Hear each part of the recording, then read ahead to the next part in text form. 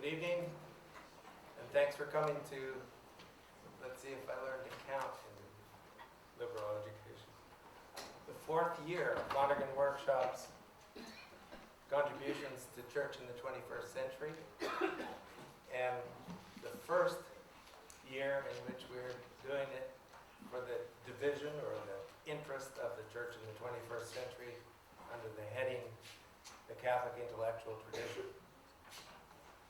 For some years, I've wanted to have today's speaker come and address the Lonergan Workshop group.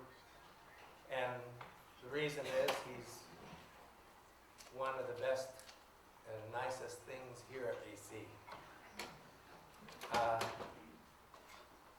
We used to have a dean here who used to tell the students that they had to look for truffles, be like pigs in France looking for truffles. He's the only one who knows what that means, because he was educated in France, at least for his doctoral studies. His field is phenomenology, but he has been a part of the Perspectives program since the very beginning. And I suppose that's where we got to know each other most. And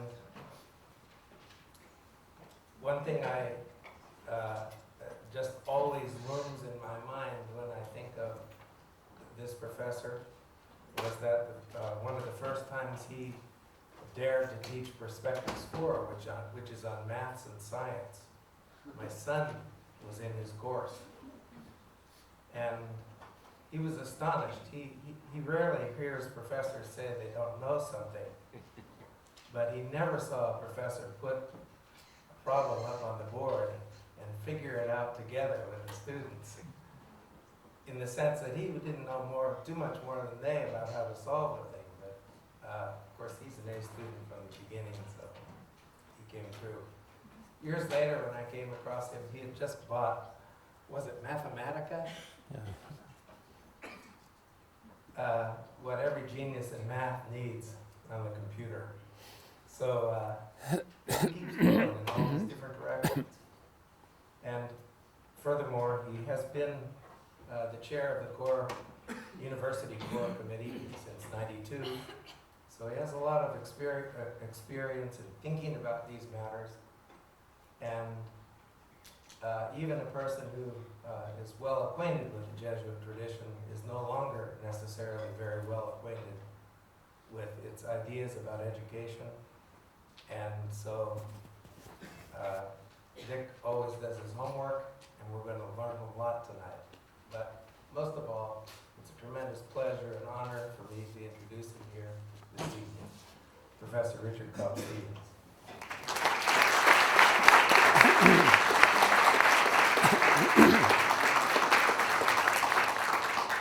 Thank you, Fred, for those kind words.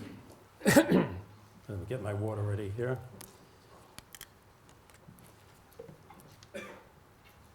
As Professor Lawrence mentioned, I've served as a member of the Boston College University Core Development Committee since its inauguration in 1992. Actually, we began work in 1991.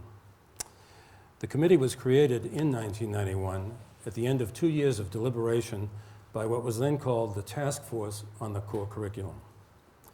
One colleague, a kind of recalcitrant colleague, later quipped that the military metaphor of a task force aptly captured the tone of some of the early debates. There was really considerable disagreement at times. Pardon me. The task force managed, however, to achieve a broad consensus and eventually produced a well-conceived and indeed inspiring document that sets forth the goals of the revised core curriculum. My colleagues on the committee often refer to this founding document as our Constitution. It articulates an ideal. Our task has been to put this ideal into practice. The principle that has served me personally, and I suspect also my colleagues, as a guide and as sometimes a consolation in moments of frustration, is a distinction first made by Max Weber, one of the leading founders of sociology, of modern sociology, in his writings on social and political issues. The distinction between what he calls an ethics of conviction and an ethics of responsibility.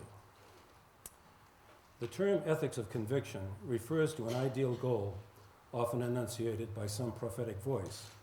The Sermon on the Mount, Martin Luther King's dream, Lincoln's eloquent appeal for a genuine government of the people, by the people, and for the people. On a very much less earth-shaking level, university mission statements, such as the founding document for our new core curriculum, might best be described as statements of ethical conviction.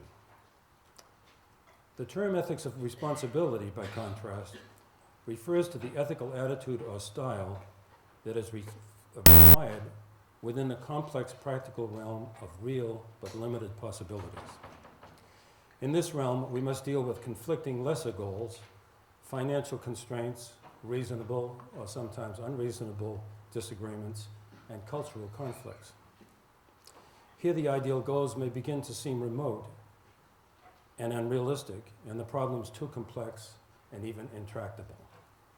Here we do not need so much prophetic voices as prudential judgment. Indeed, we know from history that prophets often do not adapt well to the exercise of political power. Lincoln was a rare exception. In the practical realm, concrete situations are too dense and complicated to be resolved by direct and uncompromising implementation of our ethics of conviction. We become responsible and effective agents only by striving to advance towards that guiding goal while learning from mistakes and gradually developing what Aristotle called many centuries ago phronesis. We philosophers like to drop a Greek word now and then, which means practical wisdom, which requires balanced judgment in sizing up concrete situations and a flair for acting in those situations gracefully and rightly. Now, given the Machiavellian connotations often associated with the term Jesuitical, some might say that the Jesuit tradition has on occasion put more emphasis on the pragmatic than the ideal. Though there may be an occasional element of truth to that, I believe finally that this is a caricature based perhaps on a certain disdain for the realm of responsibility by purists in the realm of conviction. In what follows, I propose to refer briefly to the early history of Jesuit core programs, then to the more proximate history of core curricula at Jesuit colleges and universities in the United States, and finally to our present situation at Boston College.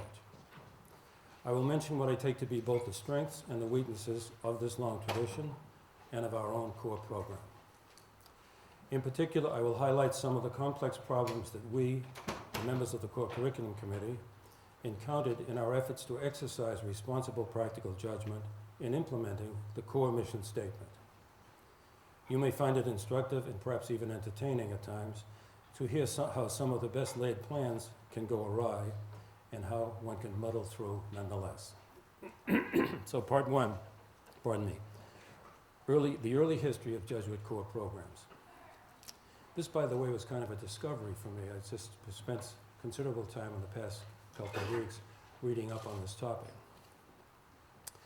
Our core programs are the product of a long tradition beginning in the mid-16th century. Although the founders of the Jesuit order, including St. Ignatius, had all studied philosophy and theology at my alma mater, the University of Paris, I guess it's odd for me to refer to that way, but pardon me anyway. They didn't initially intend to engage in teaching, let alone to create and manage institutions of secondary education and universities. Prevailed upon, however, by the leading citizens of Messina and Palermo in the late 1540s, Ignatius authorized the creation of secondary schools in those cities. Now, the curriculum in these schools was quite similar to the course of studies advocated by the Renaissance humanists. By the time of Ignatius's death in 1556, the Jesuits were operating over 30 such secondary schools, and the Roman College, obviously in Rome, had been transformed into a university. By 1773, the year in which the Jesuits were temporarily suppressed, the Jesuits were operating over 800 secondary and university-level institutions around the world. Think of that. The Jesuit historian John O'Malley makes the following observation about this remarkable achievement. I quote, "The world has never seen before, nor has it seen since, such an immense network of educational institutions operating on an international basis under a single aegis." End of quote. Ignatius himself had complained about the chaotic curricula that had gradually taken hold at many of these early institutions. Several unsuccessful attempts were made in subsequent years to develop a more coherent and common plan of studies. Finally, after a full decade devoted to multiple revisions, the long-awaited Ratio Studiorum, or Plan of Studies, was published in 1599, just before the beginning of the next century. O'Malley has called this document the Magna Carta of Jesuit education. He points out that unlike earlier plans developed by the Augustinians, incidentally, most of the education was done by the church in those days, even on the university level. The Jesuit plan was designed both for the education of young Jesuits and for lay students as well. I quote from O'Malley's book.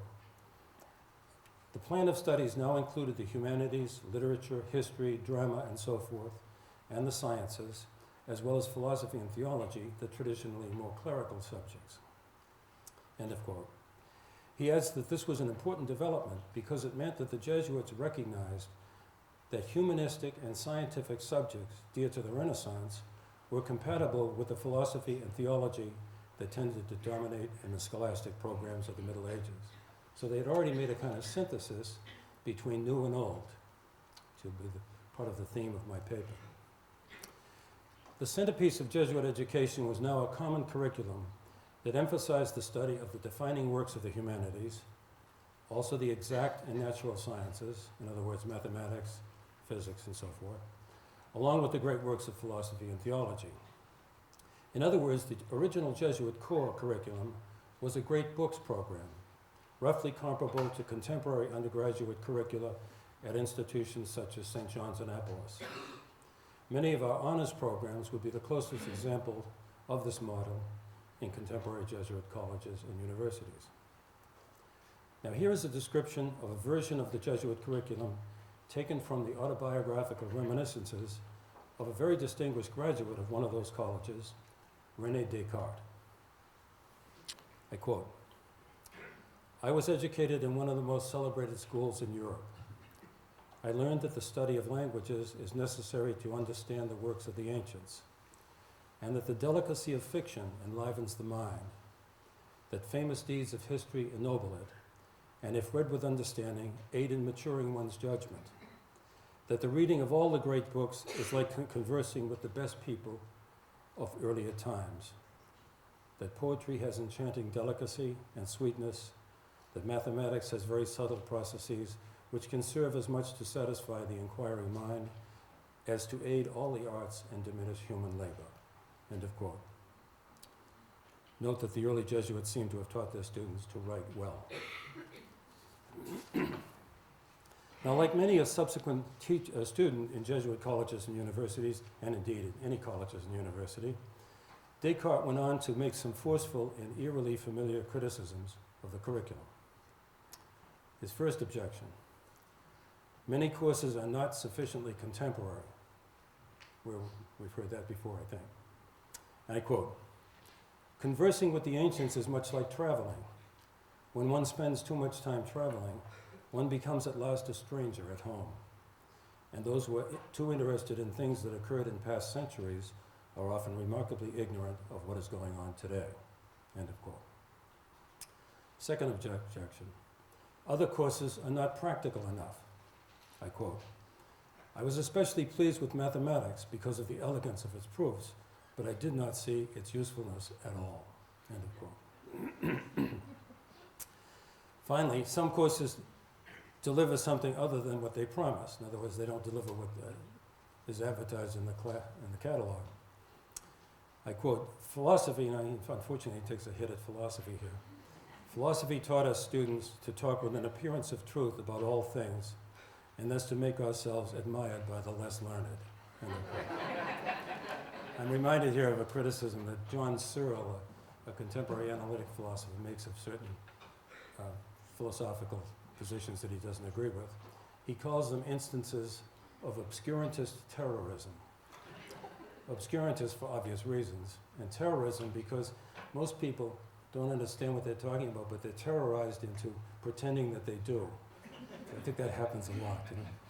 So, now, O'Malley points out that the Ratio Studiorum, like all plans of studies, I quote, had all the benefits and all the defects of such codifications. While it set standards, for instance, it also discouraged innovation. It seems, too, that the early Jesuit teaching tradition emphasized linguistic ability and rhetorical style over investigation into the substance of many of the texts studied.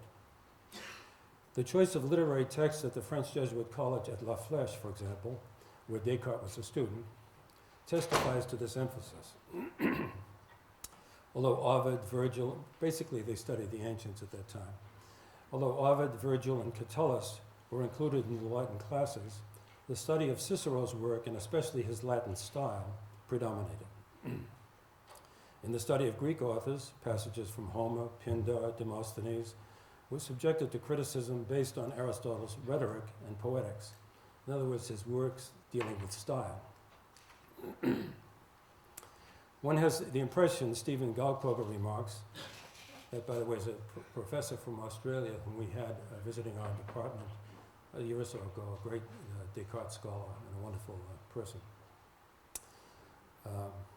Lost my place here just a second. He remarks this, that, I quote, "The principal aim of this type of teaching seems to have been language study, and in particular the ability to write, think, and speak fluently in elegant Latin. Of course, Latin was still the main vehicle of scholarly exchange, so this emphasis made considerable sense. In the philosophy classes at La Flèche, however, there was a greater emphasis on content. Aristotle's Metaphysics and De Anima were read through the lenses of various contemporary Jesuit commentators, especially Francisco Suarez. Nevertheless, it's also clear that the Jesuit instructors took Aristotle himself quite seriously. Consider this admonition of the Ratio Studiorum to the professors of philosophy, to the professor of philosophy. I quote, "Let him especially endeavor to interpret the text of Aristotle well. Let him give no less effort to this interpretation than to the questions themselves. Let him also persuade his listeners that their philosophy will be very partial and mutilated unless they highly esteem the study of this text." End of quote. The principles of Aristotle's Nicomachean Ethics, which many of you have read in core courses here, were taught in a very interesting fashion. Students had to resolve complicated moral case studies in the light of Aristotle's work. In other words, they were given practical case problems and had to argue in class about the relative moral merits of one position or another. This approach was regarded as solid preparation for a political, administrative, or legal career. Given the universal suspicion attached to all such careers from the beginning of time, the Jesuits were often later accused of casuistry, which was construed as a kind of moral pragmatism, which I don't think they were up to at all. But that was a criticism that Pascal and the logicians of Port Royal made against the Jesuits. Now, what is perhaps most remarkable about the Jesuit colleges was their emphasis on theater and music. The Jesuit theatrical productions in all of the colleges were immensely popular with the people who lived nearby the college. And they were notable for their technologically advanced stage effects. Our own Father Frank Kennedy, highlights as an example an original opera performed at the Collegio Romano in 1622 in celebration of the canonization of Ignatius Loyola and Francis Xavier. He also calls attention to the Italian Jesuit Domenico Zippoli's adaptation of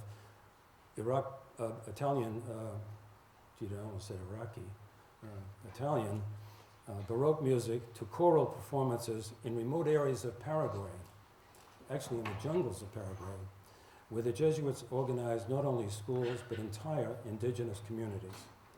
The Jesuit missions were remarkable for their orientation towards helping out the poor, you might say the little people of those areas. Little people in the sense of They weren't the elites they were dealing with. Moreover, the Jesuit institutions of the 17th century adapted quickly to the development of the new sciences. The mathematics program at La Flèche had been designed by the great Jesuit astronomer Christophe Clavius of the Collegio Romano, whose textbooks, composed in the 1570s, had become institutionalized as part of a common 3-year philosophy curriculum, along with logic, natural philosophy, and metaphysics in all of the Jesuit institutions. I hope there are no math profs here because the idea of math being a part of a philosophy program might leave them a bit unhappy. Now, in I hope this isn't too boring to you. I'm very fascinated by the history of how the sciences were taught. I won't be too long on it, but it's of personal interest to me, and I found it very fascinating. In 1635, however, the Jesuit, let's see, wait a minute. I want to go back a bit. Clavius had written textbooks in the 1570s that had become institutionalized as part of a common 3-year philosophy curriculum. Okay. I want to stop here and tell a little story. Shortly after I was married, I was traveling with my wife in France, just on a kind of late honeymoon. I couldn't afford one earlier. And we were driving along, and she, who was also a philosopher, saw this sign that said La Flèche, which was the place that Descartes went to school. And she said, "Stop, we've got to go there." So we pulled into this little town and stopped and asked people in the pharmacy, "Did they ever hear of Descartes?" No. Then in some other place, a place that sold cards and things like that. No Descartes. So we were consoled that it's not only in America that people have no concept of their own history. But anyway, finally, on the way out of town, I noticed this big building surrounded by a wall, and on top was an insignia that said Ad Majorem Dei Gloria, which is the Jesuit motto. So I said, that's got to be it. So we rang the bell, and a lady, what they call the concierge, answered. Turns out it was a military academy at this point. And she called the commandant of the place, and he came down tremendously excited that these 2 American professors had traveled all the way from the States. We didn't disabuse him of that impression to see the town, you know. And he was a wonderful guy. He invited us to dinner, and we met with the cadets, and I gave a little speech on the merits of studying Descartes, and so forth. And then after dinner, he would have cognac in his office. And the most interesting thing was he showed us the library that had remained untouched, I mean the same style of library, I suppose they had it redone, where Descartes had studied. And he dug out a book, a textbook written by this man Clavius, a textbook for mathematics, the very thing I'm talking about here.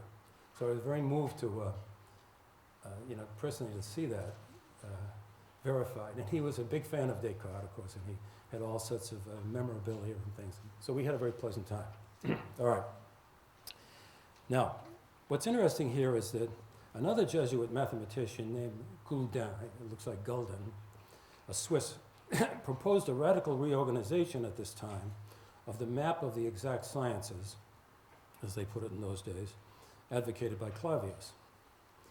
Whereas Clavius listed arithmetic and geometry as pure mathematical sciences and had regarded algebra more as a practical gimmick or technique than a theoretical science, Gulden included algebra in the category of pure sciences. Indeed, in a phrase reminiscent of Vieta, who was the real founder of algebra, discoverer of algebra, he described that, quote, divine algebra as the most noble among the pure mathematical sciences.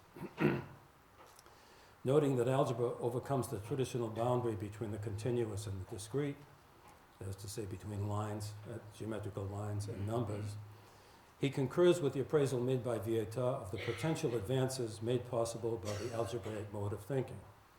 For those of us who've taught in Perspectives 4, this is quite interesting stuff. It's unfortunate that this innovation had not been available in Descartes' mathematical courses at La Flèche, which he took from 1614 to 1618, when he was the age of many of you folks here in the room. We may conclude at any rate that the Jesuits were already up to date in 1635 on the importance of algebra 2 years before the publication of Descartes' Geometry in 1637, which of course took the understanding of the theoretical and practical power of algebra a quantum leap forward. Now, final point on this history. A full account of this story would have to include, I think, a critical appraisal of the ambiguous relationships between the Jesuit worldwide missions and European colonialization. One of the fascinating aspects of historical study is the changing contemporary attitudes always make for new interpretive grids in appraising the past. Indeed, it takes a lot of time to grasp the full significance of past events. Premier Chu Enlai, who was second in command at the time of Mao's ill-fated, indeed horrible, Cultural Revolution, was once asked by a Western reporter what he thought of the French Revolution. He replied, "It's too early to tell." A remarkable statement. There's a certain wisdom to this remark, but I do not think that it is too early to say that much that is good was achieved by the Ratio Studiorum, and especially by its continued adaptation by Jesuit teachers to new contexts, both intellectual and cultural. It was surely this tradition of self-criticism and adaptability that guaranteed the remarkable success of Jesuit educational institutions for several centuries and indeed up to this day. That's the end of part one. Part two, recent history. Early 20th century core programs in Jesuit colleges and universities in the United States were in some ways less distinguished. The curricula, which tended to mimic the seminary curricula somewhat, still blended the traditional humanist subjects with an increased emphasis on the natural sciences. There was still a strong emphasis, too, on rhetoric and linguistic ability. Students acquired excellent skills in public speaking, memory, logic, and good writing. There was less academic emphasis, however, on music and theater and fine arts, areas that tended to be relegated to the extracurricular domain, and little recognition of the newer social sciences. The teaching of the natural sciences was effective, but unfortunately limited by often inadequate laboratory facilities. After their expansion following the Second World War, the Jesuit colleges and universities adapted rapidly to the needs of the post-war period. While maintaining the best elements of the liberal arts tradition, our institutions strengthened neglected components of the undergraduate curriculum, introduced new departments, particularly in the social sciences, and eventually were able to offer a wider range of both core and elective courses to their students. At Boston College, for example, it was during this period that our schools of nursing, education, and management came into their own as integral components of the university. During this period, the core requirements were gradually streamlined and updated. They were seriously streamlined in some areas. I don't know if you knew this, but in those days, people took 8 courses of philosophy. And fortunately or unfortunately, we're down to 2 these days. And the same was true, for example, history had 4 courses, English had 4 courses. The core curriculum was a much bigger component of the educational system than it is today.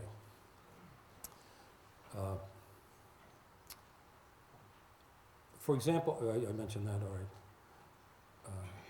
I would say this, that no doubt, I'll skip to this, no doubt the most profound transformation during this period was the decision, you might say a belated decision, to make Boston College a fully coeducational institution. Right up till about somewhere in the 1950s, women were accepted only in the School of Nursing and Education, I believe, and then finally were accepted fully into arts and sciences. As you all know, there are now more women than men in our undergraduate student body, and the percentage of women on the faculty is increasing every year. Even a casual perusal of the courses described in the current university catalog reveals how these demographic changes have enriched the content of both core and elective courses. Now we're getting finally to the more recent period. More recently, we have come to be concerned about several factors that have challenged earlier ways of thinking about the coherence and credibility of traditional liberal education. First, we now realize, and realize more completely every day, that we have not been listening to many voices within our own tradition. Not only women's voices, but also the voices of various racial and cultural minorities,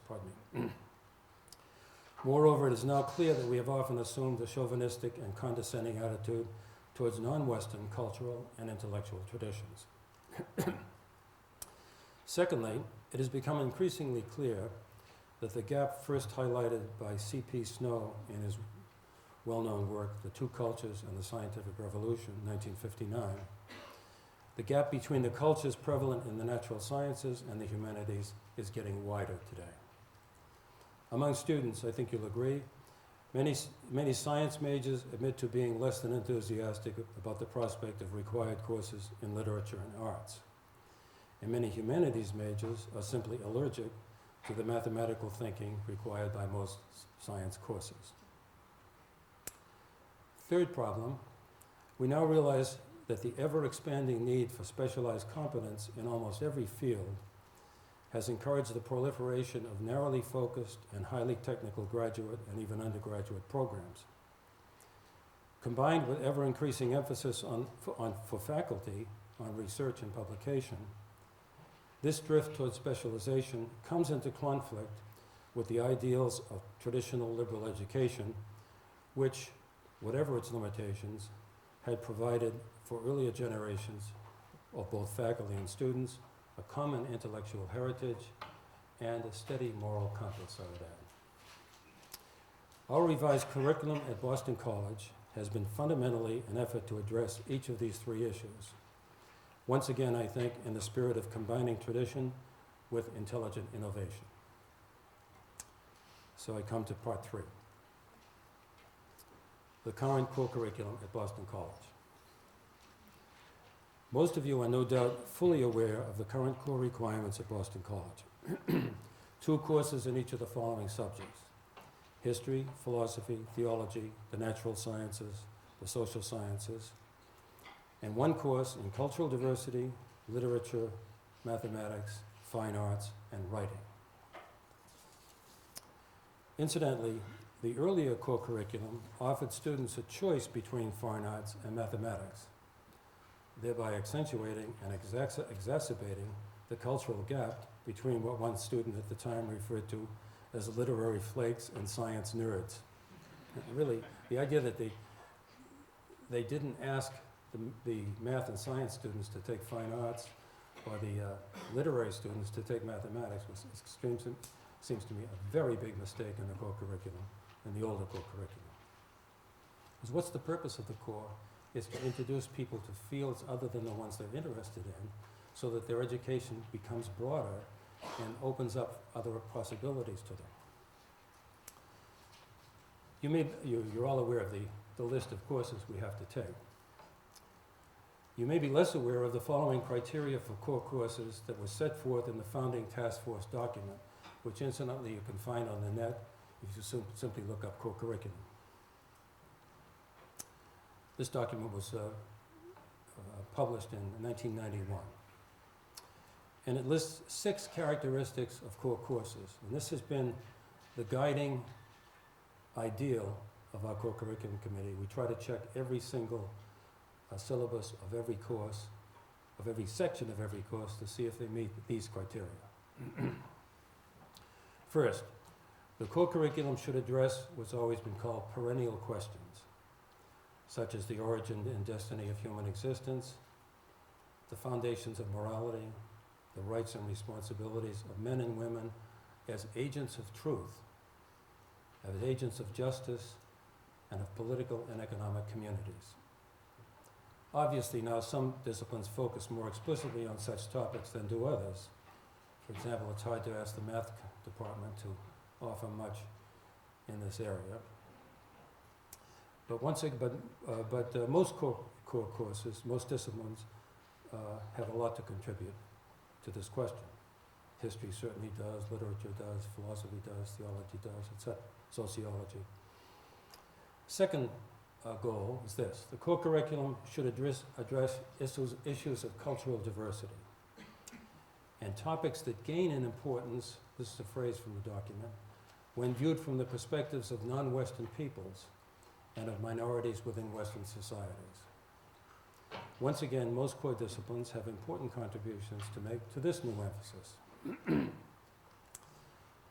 Goal 3. The core curriculum should develop an historical view of knowledge in general and an understanding of the history of each of the core disciplines. In other words, a core course in whatever field should communicate to the students the history of its own field. 4th, the core curriculum should develop an understanding of the different methodologies of the various core disciplines and of differences in methodology even within the disciplines. Take biology today, there are immensely different methodologies depending upon the area of biology that you're taking. 5, and we're very insistent on this, core courses should include strong writing requirements. We even look to see how extensive the lab reports are in chemistry and physics departments and how well written they are. 6, finally, core courses should encourage reflection on the values and commitments that give spiritual significance and practical direction to students' lives. The task force also emphasized to the committee more the following general recommendations. Ideally, there should be coordination between departments so as to create as integrated an experience as possible. But the document recognizes that in many cases it's the student who will have to make the integration himself or herself. Secondly, courses are to be taught either by experienced faculty or by younger instructors who have participated in a serious training program supervised by senior faculty members. Let me stop here and mention that one thing our committee has really worked on is getting all the departments to run serious training seminars on teaching for any, especially for any teaching assistants or teaching, what's the other thing, teaching fellows in the relevant departments. I think that's worked out very well, and I think students who get a teaching fellow in a core course are not cheated by that. I think teaching fellows, well-trained, and who's already experienced a lot in their field, make up in enthusiasm and proximity to the age of the students for whatever they lack in competence compared to senior faculty. It's a nice balance, and of course they're getting their first experiences of teaching, which is an important contribution we have to make to our graduate programs. Thirdly, the courses should be the product of extensive departmental reflection on the appropriate content of a core course that may well be the only course that a student ever takes in that field. So we ask departments to get together their people and say what should be in a course if it's the only course a student will ever see in literature, in fine arts, in mathematics, or whatever. This suggests, too, that content and teaching method might well differ depending upon whether a core course is designed for majors in the field or for non-majors. These goals, although seemingly more concrete and practical than the wider goals of the core curriculum, still belong, I think, to the ideal domain of the ethics of conviction. Let us now consider what has actually happened in the domain of implementation. That is to say, the practical domain of the ethics of responsibility. In what follows, I will focus on a few success stories and a few areas where challenges still remain. First of all, the history of what our committee did. By the way, the committee is composed of the Dean of Arts and Sciences, who is technically the chair of the committee. I'm not. I'm called the director of the core curriculum. And then there are 5 members from Arts and Sciences and 1 from each of the professional, so-called professional schools, nursing, business, and education. These people are elected from the faculty on a rotating basis. So maybe 30 or 40 people, different people over the past 15 years have participated in this work. Now, our committee initially met with representatives of every department and made appraisal of all existing core courses. We found a mixed picture. There were some well-established programs that had already designed their core offerings in a manner generally congruent with the ideals described in the task force document. For example, the well-known Perspectives and Pulse programs were established interdisciplinary core programs that needed only some minor changes to meet the new core requirements. I'd like to remark too that Pulse especially introduces students in a direct, hands-on way to the multicultural complexity of the Boston area, because these students take courses in philosophy and theology and also work in various agencies downtown, places like Rosie's Place and places for drug addicts, prisons, and everything else. It's a wonderful course, and it's been in place at Boston College since the 1960s. It's a serious, excellent course, and we're very proud of it. Proud of Perspectives, too. We'll say more about that later, and many other courses. Now, other programs clearly needed rethinking. Indeed, in some departments had essentially been offering a choice of electives, what's called a distribution requirement, rather than courses specifically designed as core courses. As one colleague put it at the time, many of these courses are essentially electives masquerading as core courses. End of quote. I can't remember whether that was somebody else or myself. I'm sort of enamored of that statement. You know how when you're telling stories about earlier, you sort of get yourself more in a favorable position. It was actually the case when the event took place. I mention this remark because it was not always easy for the committee to discern what in the concrete is it that makes a course a core course, despite all the instructions we had been given. For example, should a course on one particular author, say Rilke's poetry, or Max Weber's contributions to sociology and economics, be accepted as a core course, especially if the course communicates a sense of the methodology of the field, has a strong writing requirement, you know. And why, in a way, couldn't one author, Shakespeare, for example, introduce you to the importance of literature? What do you need more? We hadn't been given guidelines for that. You know, whatever rules you create in life, they never meet all the cases. Never. So, where am I here? We decided after considerable debate that a core course ought to cover a reasonably extensive range of authors and range of genre, in the case of literature courses. Was that a wise decision, or a move by our committee to make the law rather than to interpret the law? I leave this resolution of this question to your own phronesis, your own practical wisdom. We had to make a decision, and we did. The departments more or less agreed, but we often had disagreements about this or that particular course. For example, let me give you an example too. When it came to the cultural diversity courses, I'll explain more of this in detail later, we insisted that the course be principally directed to the question of a heretofore neglected culture, either within our own society or outside of our society. Well, you got beautiful courses proposed, like Jeff Flagg of the Romance Language Departments proposed a course on called, it's in French, it was taught in French, on French impressions of the United States. So why is that? Well, one half of the course was on the French missionaries, Jesuit missionaries, with the Native Americans and the schools they created and so forth. So we said to Jeff, you know, couldn't you just drop Simone de Beauvoir's visits to New York City and that sort of thing, and make the course all on the visitations to the Iroquois and he did, and that turned out to be one of the few courses we have on Native Americans. Now let's talk about a few success stories. I think there were lots of them, but I picked 3, or 4 actually, and then a few less successful operations. I think, for example, that the theology department needed some kind of reform. That's an unfortunate way of putting it, Fred, I'm sorry.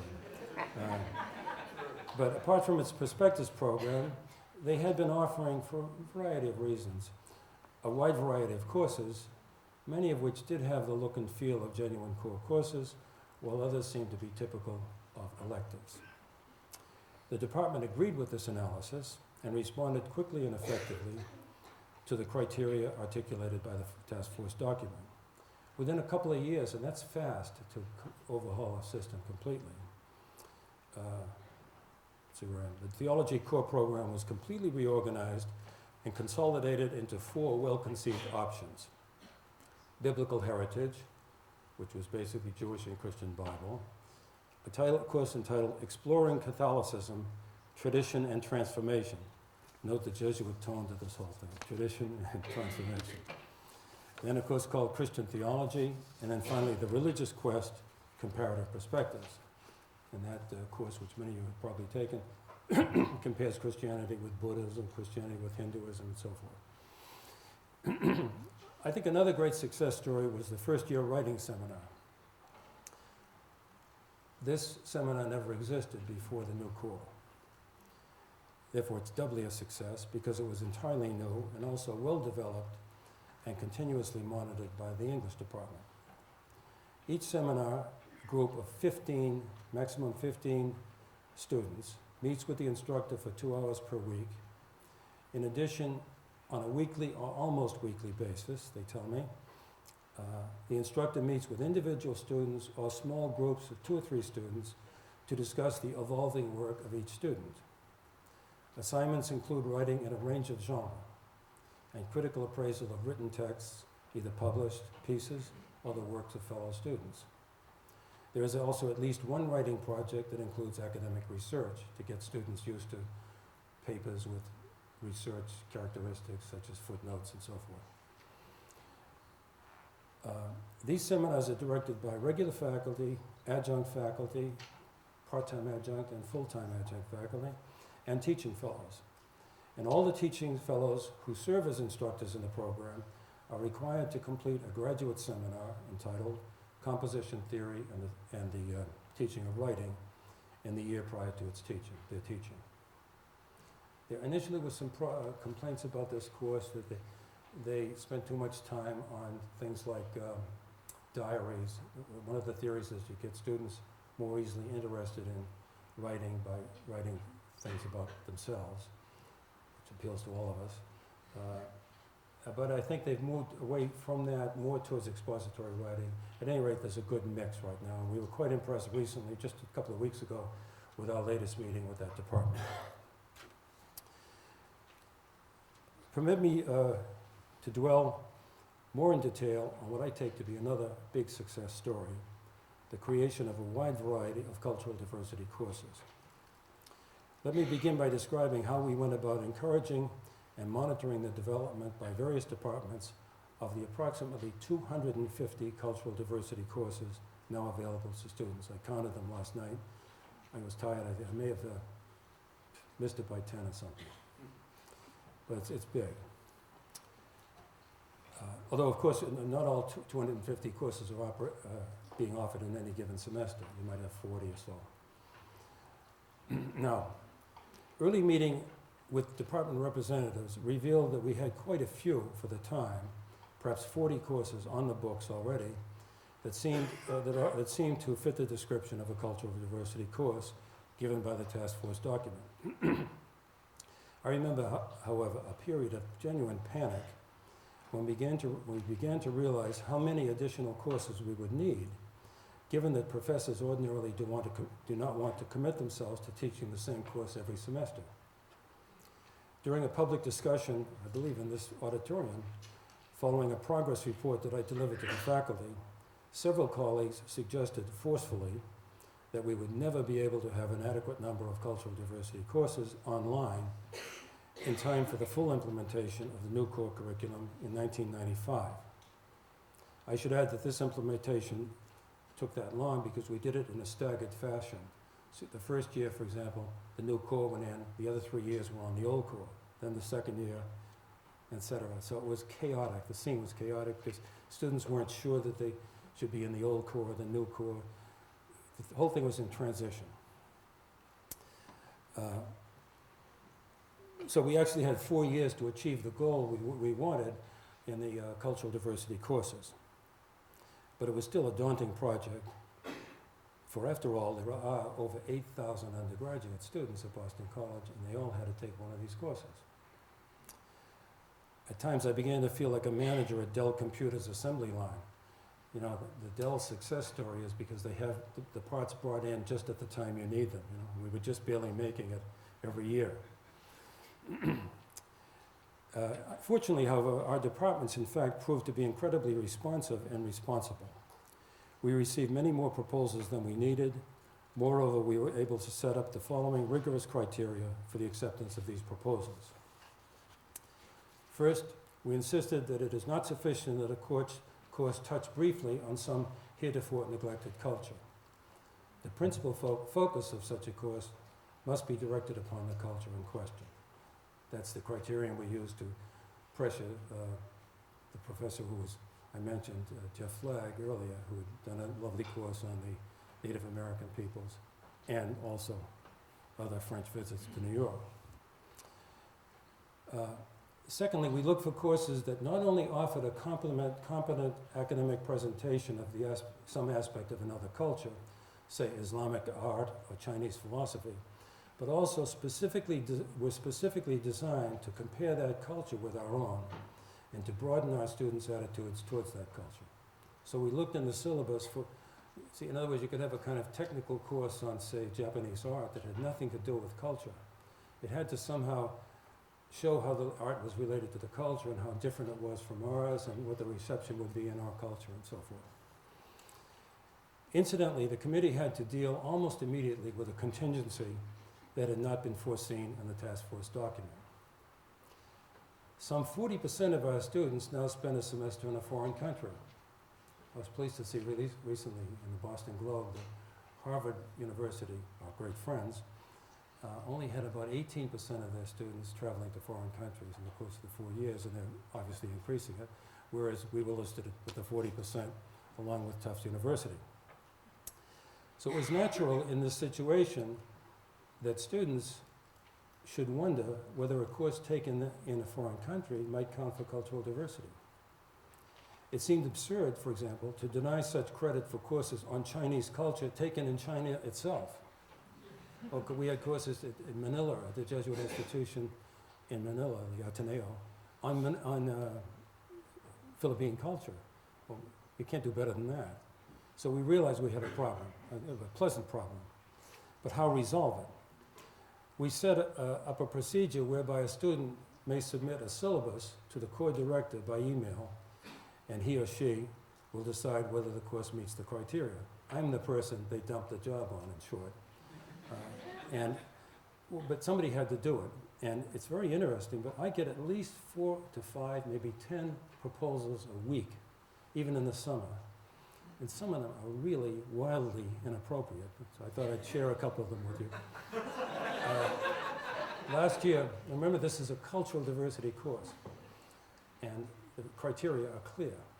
I got one from a young woman in Sydney, Australia, a sociology course on the dating habits of college-age students in the Sydney area. So I wrote back to her and I said, I just don't think it fits the criteria. Here's the relevant. And she wrote back, she said, well, some of the students are Aborigines. That's great, but I mean, it doesn't, that wouldn't, now courses on the problems of the Aborigines, we've approved many of those, or the courses on any other minority group in Australia. So you see, we apply the same criteria that we would here. And I've got a list now of maybe 100 courses that have been approved in foreign countries. But I don't allow it to be approved permanently because the instructors change. And the course, they have to submit the syllabus every time to me. By the way, one other amusing thing was we kept turning down a course called Australia Now. What struck me is it had vague connections with cultural diversity issues, but it was really a pop sort of course, films, and not that films can't be high level, but this thing was not good. So I kept turning it down, or we kept turning it down. I finally got an angry note from the professor, furious. And I said to myself, Griffin, I'm just dealing with Boston College faculty is one thing, but having to deal with some guy some colleague, I should say, in Australia, that was just too much to bear. The other course I mentioned this is a good one, I think. 2 years ago, I got this one. A political science course called American Nuclear Policy in the Far East from 1945 to the present. I wrote back, I said, I don't think that has anything to do with cultural diversity. On the contrary, it would be basically an American course. He wrote back, but the professor's very anti-American. So That's a good argument, isn't it? But I said, no, that's an interesting experience for you, but we don't think we're cool. So it's been very interesting. And I want to say this, that our programs abroad are really getting better and better, and it's a wonderful experience for students. Now, let's see if a final point on this. I'm convinced that the courses we have approved, both at home and abroad, truly meet the rigorous standards mandated by the task force document. And I'm also convinced that this program has significantly enriched the education of our students. Now, I'd like to make some, I'll get everything mixed up here, it'll take me a moment. Finally, I should like to say something about the history core. I hadn't intended to talk about this, but there's been so much about it in the local press, the campus press, that I thought I should. Since strong criticism of this program has been voiced in recent weeks, and especially in the past days after a deplorable racial incident on this campus. Let me state, however, unequivocally, that I also regard the history core as a success story, and I'll try to explain why. I am convinced that the criticism, which is this, that the history courses are exclusively Eurocentric, both in tone and content, is based, in my opinion, largely on misinformation. Permit me to quote a few passages from a document that was recently submitted to the Core Curriculum Committee by the chair of the History Department. The document is entitled The History Core and Cultural Diversity, and the Core Curriculum Committee has verified every statement in this document. Let's hope I got it straight. Here it is.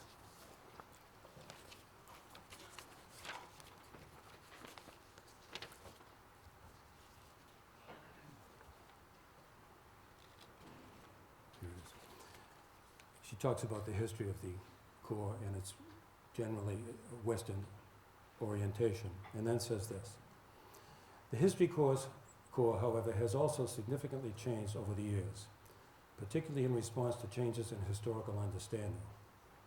In the past 4 decades, the history profession has undergone what can only be called an intellectual revolution, one that began with the development of social history as a form of inquiry in the 1960s. Social history looks at the lives of ordinary people, as opposed to traditional political history, which tended to focus on the lives and actions of elites.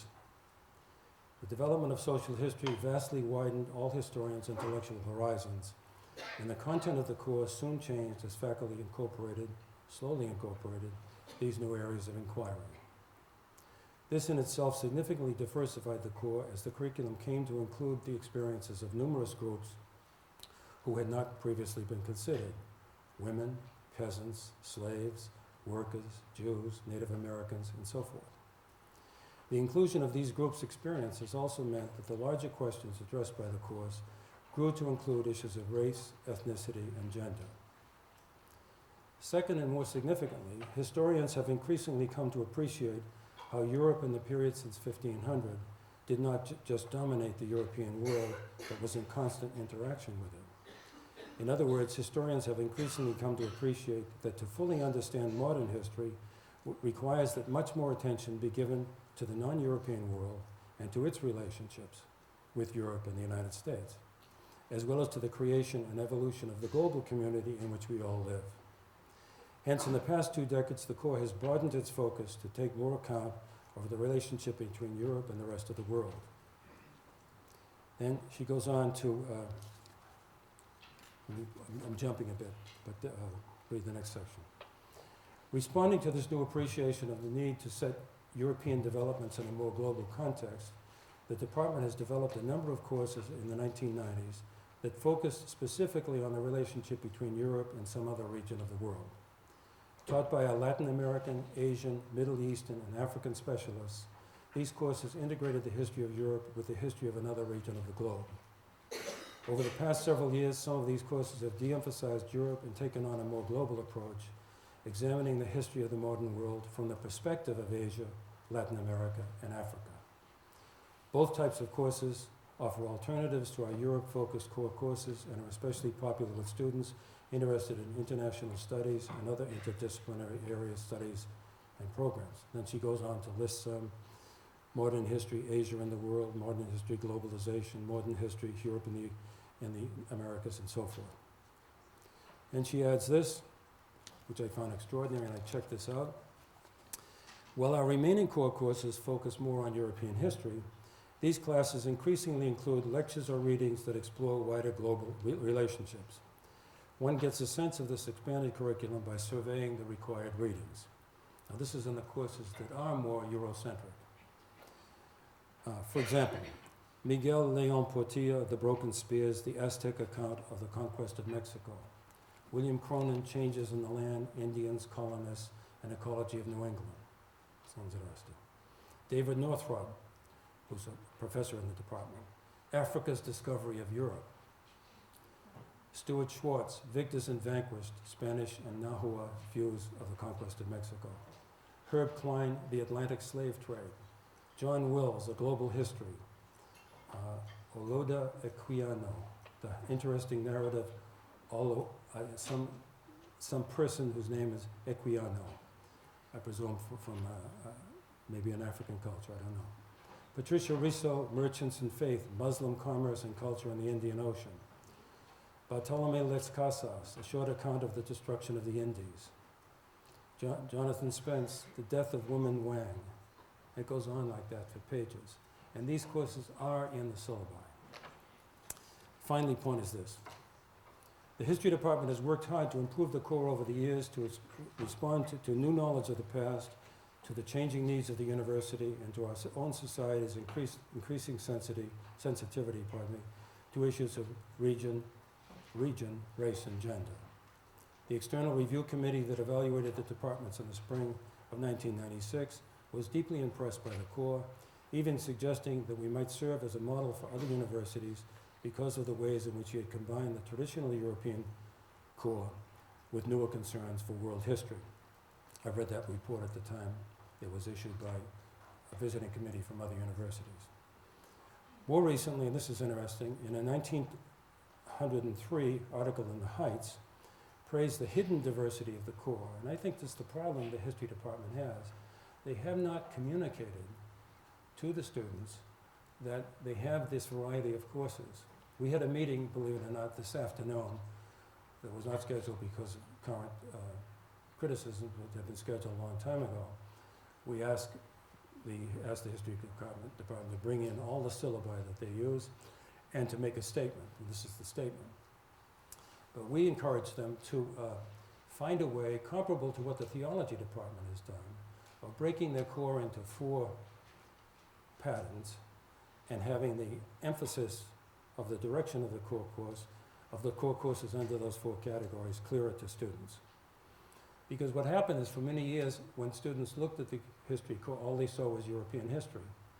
That was the title, even though the courses had moved in a direction broader than that. And the student who wrote that the core offerings include history told from the perspective of peoples of the non-ruling classes, women, South Asians, Africans, Latinos, etc. Then she goes on to say, this is the chair I'm talking about, Lynn Johnson, that since this was written in 2003, the history department has added new faculty members specializing in areas outside of Europe, hires that have furthered our goals of diversifying the core geographically and culturally. In the coming academic year, we will be adding a tenure-track specialist in Brazilian Latin American history and searching for a historian of the Islamic world, both of whom will bring their own areas of expertise to the core. So my own impression, and I believe the impression of my colleagues in the core, is while there may have been in the past a unique focus on things European, because even then the department was treating the relationship with Europe and other parts of the world, still they've moved tremendously in another direction. And secondly, I'd add this, that of all the departments in the university, the history has contributed more courses to the cultural diversity requirement than any other. So obviously everything's in a process, but I think they're doing a pretty good job of adjusting to these new issues. I'm probably getting you tired. Just a couple of minutes more, well, maybe 5. because I want to talk about some problems that have challenges that haven't been resolved. There's nothing too grave here, but the first issue I'd like to talk about is science courses for non-science majors. The science departments do a wonderful job of introducing their own students to the field, but it's a problem introducing non-science majors to the field.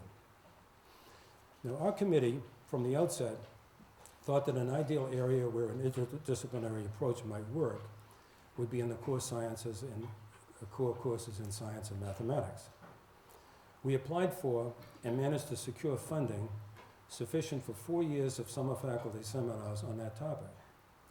The funding was provided by the Gershel Foundation, a private person, and by a joint grant from the National Endowment for the Humanities and the National Science Foundation. And the year that we got that grant, I went to Washington to talk with the people, and we were told, I think another colleague came with me, we were told that the National Science Foundation told us that our proposal was one of the 3 best proposals submitted in the country that year. The other 2 had been by Wellesley College and Boston University. Now, on the basis of those 4 years of seminars with faculty both from the humanities and the sciences, including chairs of departments of the major science departments, we developed 4 courses that took an historical approach to the teaching of science and mathematics. These courses were modeled on the already existing Perspectives 4, which Fred Lawrence mentioned earlier, and which I have been involved in teaching myself. It's called New Scientific Visions. Now, this is really a flagship course. Here's what it looks like. It's a 2-semester course that requires students to read the actual texts and work out some of the proofs in such works as Aristotle's Physics, Apollonius on the conic sections, François Viet's Algebra, Descartes' Geometry, Galileo's Dialogues Concerning Two Sciences, Newton and Leibniz on the Calculus, Lavoisier's Chemistry, Mendel on Inherited Traits, and Darwin on Origin of the Species, and guess what? Einstein, General and Special Relativity. Now, the amazing thing about this course is you don't have to be a math genius to take it. It's designed specifically for both science majors and non-science majors, and it's possible to learn enough mathematics in the course of the thing to get through the course quite well. Moreover, the course is organized in a way that emphasizes an historical narrative that links each of these great breakthroughs and highlights the itinerary of discovery made by each of these great scientific geniuses. So it appeals to people with a literary background. It's a narrative. This happened, and it's just wonderful. Remember, at the time I taught in this course, and I had an assistant who really was better at the actual math than I was. I decided that I would go out and take a second, get retooling in calculus. So imagine at my age, I went to actually the University of Lowell where my wife taught, and 4 mornings a week I took calculus. And the guy who taught it was a wonderful friend. I became a friend. When I came, he said, your wife has asked if you could take the class. He said, on 2 conditions. 1, you actually do the homework and pass the exams.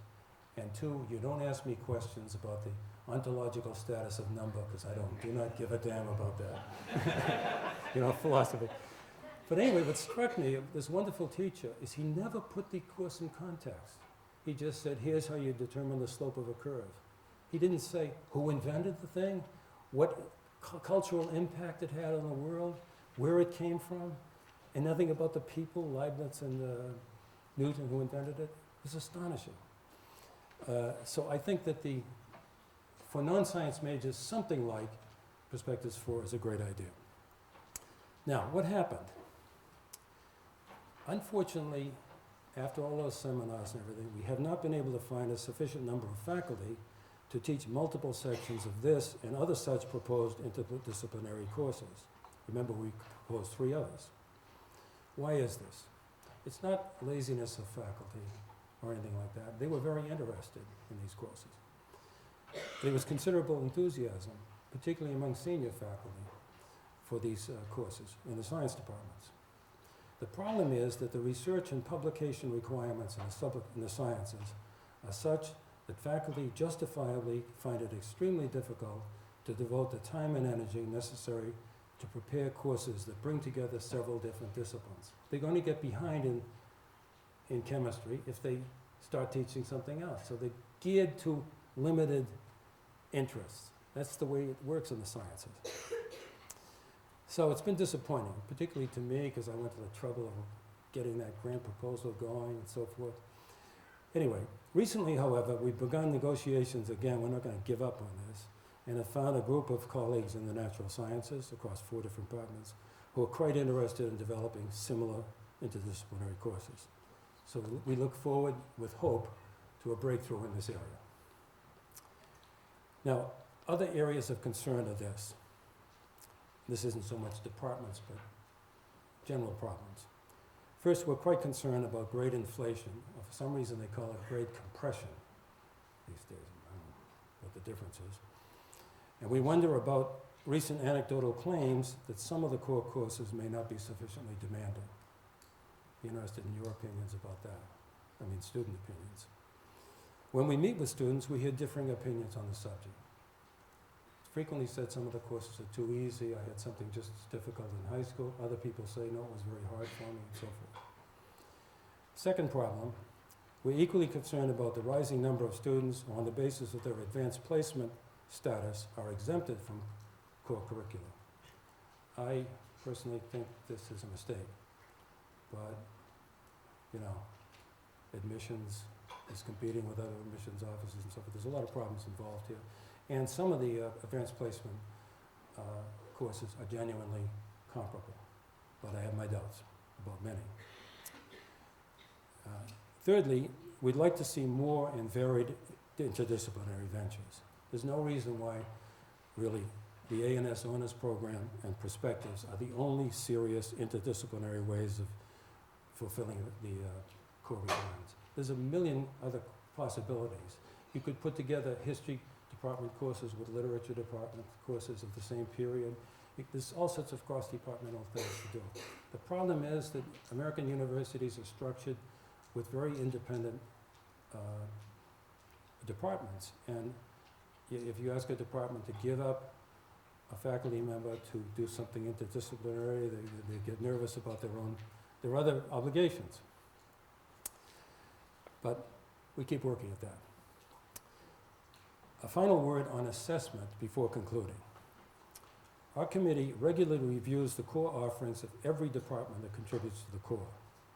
For example, this semester, we have met with, or will be meeting with, the department chairs and core directors, sometimes the undergrad director they call it, of the first year writing program, the history department, with whom we met today, the economics department next. On such occasions, I get the syllabi from the departments 2 weeks before, we copy them and send every single syllabus of every section. That can be 100, 200 things in a year, you know, in big departments.